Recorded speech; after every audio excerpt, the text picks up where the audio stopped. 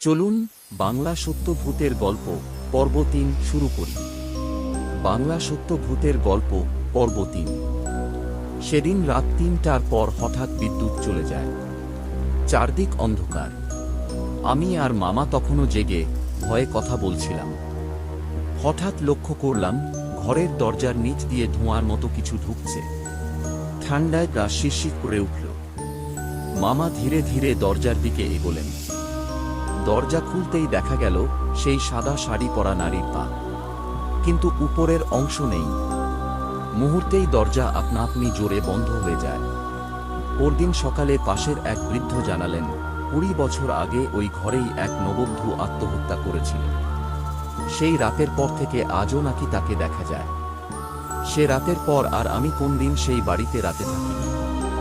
আপনি চাইলে আপনাদের জন্য পূর্ব ৪ সত্য ঘটনা নিয়ে আবার আসব। গল্পটি ভালো লাগলে চ্যানেলটি সাবস্ক্রাইব করে আমাদের সঙ্গেই থাকুন। ধন্যবাদ।